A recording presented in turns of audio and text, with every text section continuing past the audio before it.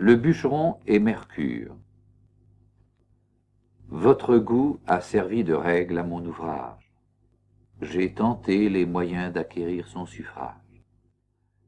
Vous voulez qu'on évite un soin trop curieux et des vains ornements l'effort ambitieux. Je le veux comme vous. Cet effort ne peut plaire. Un auteur gâte tout quand il veut trop bien faire. Non qu'il faille bannir certains traits délicats, vous les aimez, ces traits, et je ne les hais pas. Quant au principal but qu'Ésope se propose, j'y tombe au moins mal que je puis.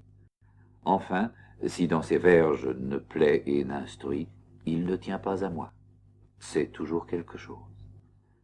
Comme la force est un point dont je ne me pique point, je tâche d'y tourner le vice en ridicule, ne pouvant l'attaquer avec des bras d'Hercule. C'est là tout mon talent. Je ne sais s'il suffit. Tantôt, je peins en un récit la sotte vanité jointe avec l'envie, deux pivots sur qui roule aujourd'hui notre vie.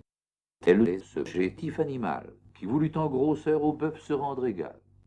J'oppose quelquefois, par une double image, le vice à la vertu, la sottise au bon sens, les agneaux au loup ravissant, la mouche à la fourmi, faisant de cet ouvrage une ample comédie à 100 actes divers et dont la scène est l'univers.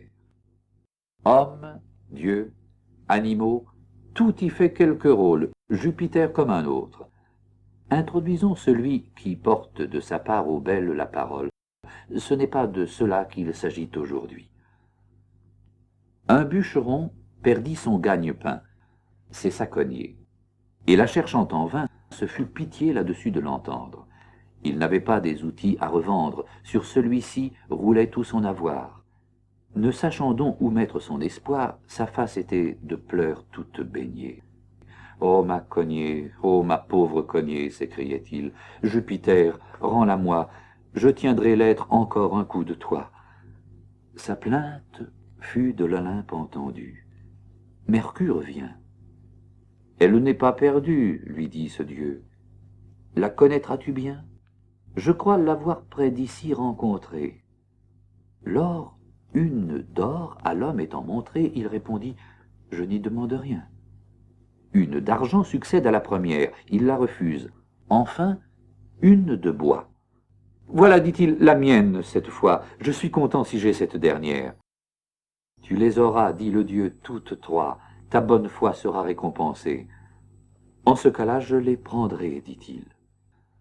L'histoire en est aussitôt dispersée, et Boquillon de perdre leur outil et de crier pour se le faire rendre. Le roi des dieux ne sait auquel entendre. Son fils Mercure au criard vient encore. À chacun d'eux, il en montre une d'or. Chacun eût cru passer pour une bête de ne pas dire aussitôt « la voilà ». Mercure, au lieu de donner celle-là, leur en décharge un grand coup sur la tête. Ne point mentir, être content du sien, c'est le plus sûr. Cependant, on s'occupe à dire faux pour attraper du bien. Que sert cela? Jupiter n'est pas dupe.